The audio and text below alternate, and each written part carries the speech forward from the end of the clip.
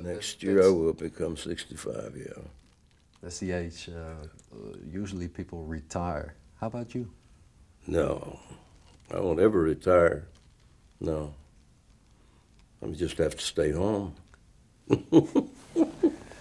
But does age worry you? No. It's like I told you, I'm as old as I feel when I'm doing my music. You know, when I'm working with Tom and the Heartbreakers in the studio, age is not even ever thought of, you know, or even felt. We're all the same age. We're all about, what, 40? But no. I mean, sometimes the airplanes are harder, a little harder to catch because you got to walk to the gate. And sometimes yeah, I get a little more irritable with different hotels that have got pillows I don't like, you know, or the air conditioning doesn't work right, or, you know, I get irritated at things like that. But and the traveling generally gets harder, yeah.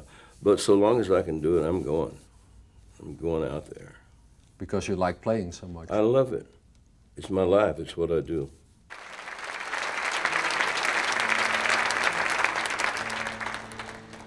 Hello, I'm Johnny Cash.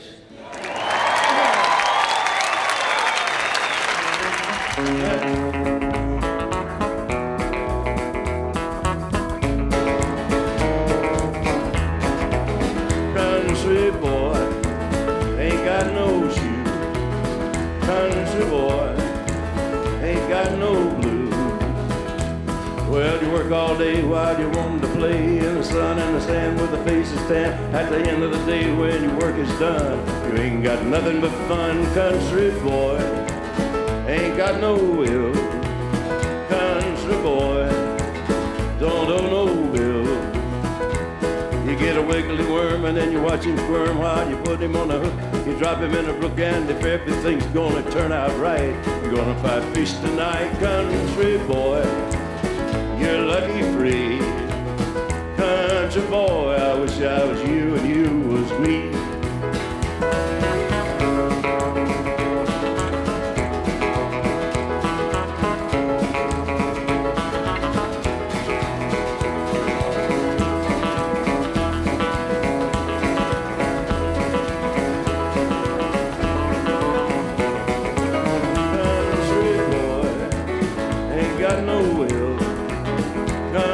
Boy, you don't owe no bill.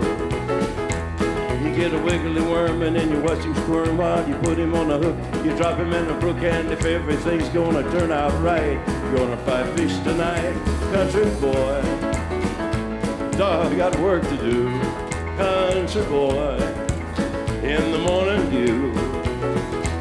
You gotta plant the seeds, you gotta cut the weeds. There's many a row, you know you gotta hope when it's quitting time and your work is through. Got a lot of life in you, country boy. You're lucky free. Country boy, I wish I was you and you was me. One more time. The time that the young people have now, leisure time, I spent it working in the cotton fields. I was tall and I loved basketball, but I could never play because I had to go home after school and go to the cotton fields and plow or pick or chop cotton until I was 18 years old. I would start off in the morning singing songs that were popular, you know, or our songs we call country today, we call them hillbilly then. Mm-hmm. But I would start off singing all these songs. I would sing Irish songs. My voice was really high until I was 18. And I would sing Irish, I was Irish tenor. I would sing Irish tenor songs. And by mid-afternoon, I was into gospel. And my brothers and sisters, the ones that liked to sing, would be singing along with me. And we sang all the gospel songs we knew until we stopped in the afternoon. Those are more or less all the basics of rock and roll, aren't they? Yeah, I think so, yeah. This year, it's 40 years ago that you had your first big hit with I Walk the Line. I believe it's, yeah, right. Mm-hmm. What springs to mind when you think back at that time? Well, I remember very well the tour that I was on when the record came out. I was on a tour of Florida and the Southeast with Elvis and some of the Grand Ole Opry stars. And I remember the first time I heard it on the radio, I walked the line, and I didn't like it. No? No, I didn't like the sound. I called Sam Phillips at Sun Records, and I said, please don't make any more. Don't send that out. I don't like that. And he said, well, let's give it a chance. So we gave it a chance, and it worked. But, excuse me. I had written the song as a slow ballad. And when we were recording it, he said, let's put this beat to it. And so we did. And as it turned out, the more and more success I got on that song, the more I liked it. Yeah? So now you like it after 40 years, Well, now you like it? There's no other way to do it now. It was calculated, the sound I had.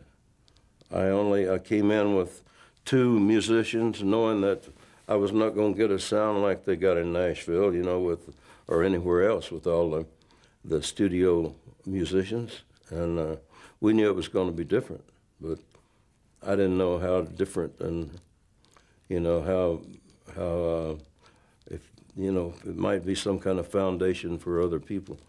I didn't realize how different it was. No, it felt natural to me. But at one time you more or less made that sound up, that trio sound back then. You thought, well, this is it. Can you remember that moment? Yeah, well, I remember the first time we heard it played back. You know, when we were recording at Sam Phillips Sun Records, and we heard it played back the first time, we were all really surprised. I don't know, I was almost embarrassed about how different it was. And I thought, in what way was it different, you think? Well, it was different in that there was nothing but the boom, chicka boom, and the guitar. And there was really no other instruments making music throughout the song. And I hadn't heard that done before. Delia's gone, one more round, Delia's gone. I went up to Memphis, I met Delia there. I found her in her parlor, and I tied her to her chair. Delia's gone, one more round, Delia's gone. She was low down and trifling, she was cold and mean, the kind of woman make me want to grab my submachine. Delia's gone, one more round, Delia's gone. 2 years ago you got a record deal with American Recordings. Could you describe how you met Rick Rubin? Well, Rick Rubin called my manager, Lou Robin, and said he would like to talk to him about recording me. And Lou invited him to come to a concert. So he came to a concert a few miles south of Los Angeles. And I met him backstage. And we didn't really talk about me recording with him then. We talked about the record business and what I had been doing and what I hadn't been doing, mainly. But he said, I'd like to talk to you again. You know, it was getting late. So he came to another concert. And we sat backstage and talked, and he said, I'd like to record you on American. And I said, what would you do with me that everybody else has tried to do, you know, and couldn't? And he said, well, what would you like to do? He said, that's what I'll do. And I said, well, I would like to just take my guitar and sit down in front of a microphone and sing until I found the songs that I wanted to record, and then record them the way that I feel like they should be done. And he said, well, that's what I want. He said, I want to get the best out of you. Whatever you want to do, that's what I want to get on record. So it sounded like a dream come true for me, because I had always wanted to record this way. I'd always wanted to. 25 years ago, I had a conversation with Marty Robbins. I said, I always wanted to record an album called Johnny Cash, Late and Alone. And I told Ruben this is what I really would like to do. And he said, let's do it. So we sat down, and we made a deal. And I sat down in front of a microphone in his living room and went through my list of 200 or more songs and started singing them one after another. And we recorded them as I went along. And we listened to some, then I got to working on my guitar, you know, trying to make it sound better because I can't play guitar. Just my thumb is all I got. I don't even use a pick. First time I shot her in the side.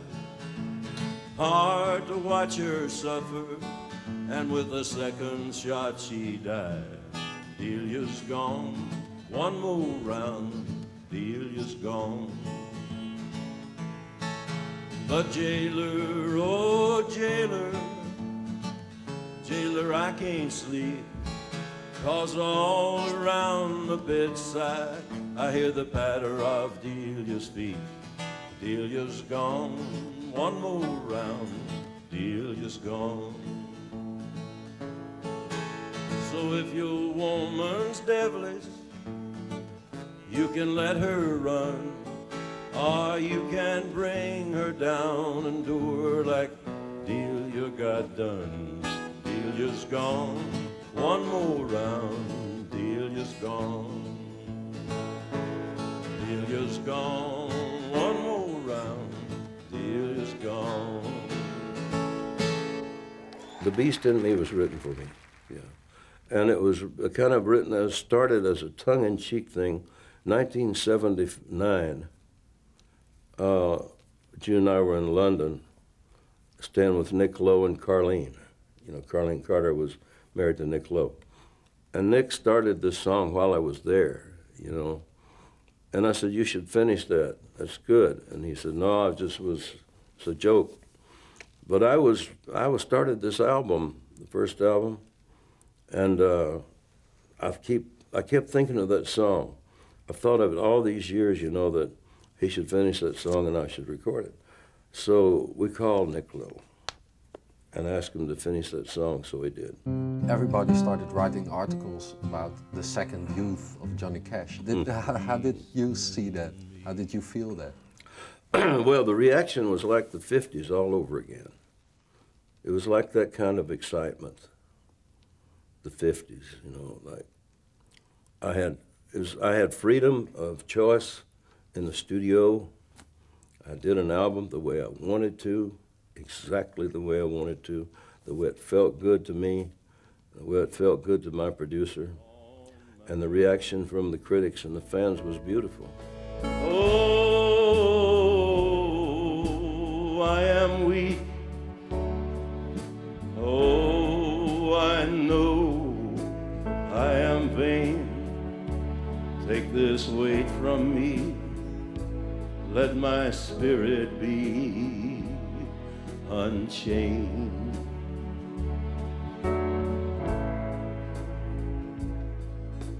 Old man swearing at the sidewalk, and I'm overcome. Seems that we both forgotten to go home. Oh, have I seen an angel, and have I seen a ghost? Where's that Rock of Ages when I need it most? Oh, I am weak. Oh, I know I am vain. Take this weight from me. Let my spirit be unchained.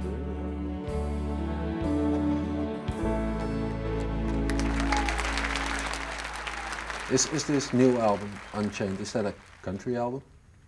Part of it. Part of it, well, there's a lot of country songs on it. It's more of again, it would have to be called the Johnny Cash album, because there's so many songs in that that I took and made my own, you know, from different fields of music. And I'm extremely proud of the sound on this album. The selection of songs, we recorded 30 with Tom Petty and the Heartbreakers and Marty Stewart. And we recorded them the best of our abilities, and boy, those guys have got some abilities. Yeah? You know, Tom Petty and the Heartbreakers, wonderful musicians. And, you know, Tom's from the South, so he had a feeling for country music. But still, you're recording with a different generation than your own. How does that work? Do they look up to you? Or? Well, I guess so, or they wouldn't have agreed to play music for me. But I look up to them too. I went to see their show about a year ago, and I listened to their music very closely. Tom Petty's show. Yeah. Yeah. And I knew what they were capable of. And I always thought it would work, but I never asked. I never asked them to play with me on record. And Tom called Rick Rubin just before the sessions and asked if he could come over and play. And when I got there, they were all there, his whole band. So I really felt good about that. And they said, you know, forget who we are, let's just make some music.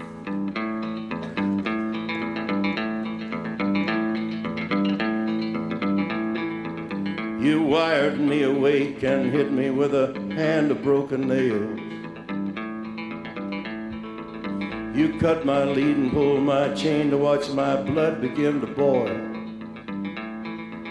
But I'm gonna break your heart. I'm gonna break my rusty cage and run. I'm gonna break my rusty cage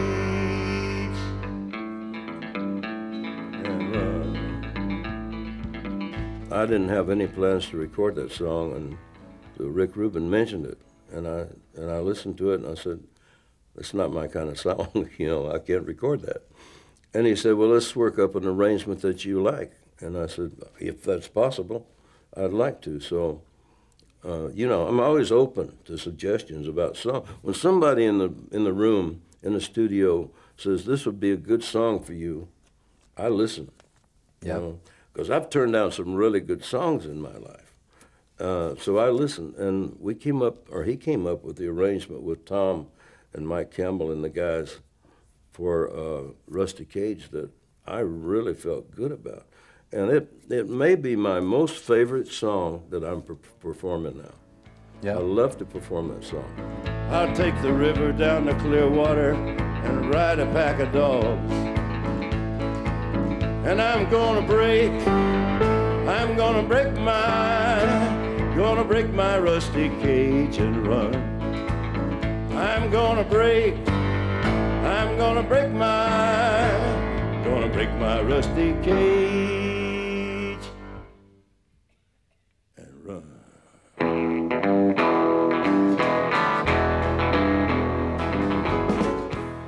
Chris Christopherson once stated that about you. He's a walking contradiction, partly truth and partly fiction. Yeah. Do you think that's accurate?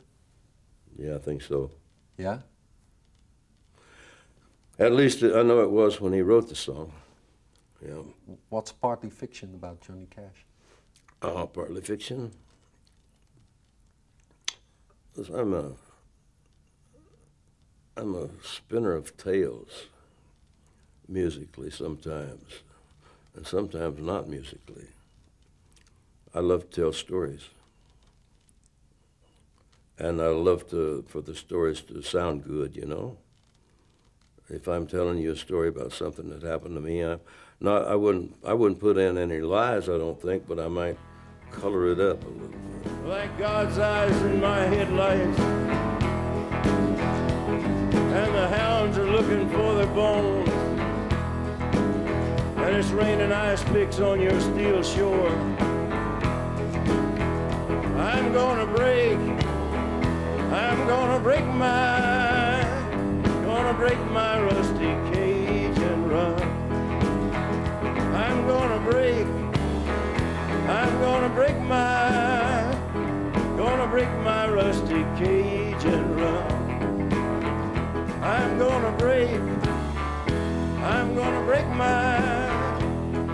gonna break my rusty cage and run.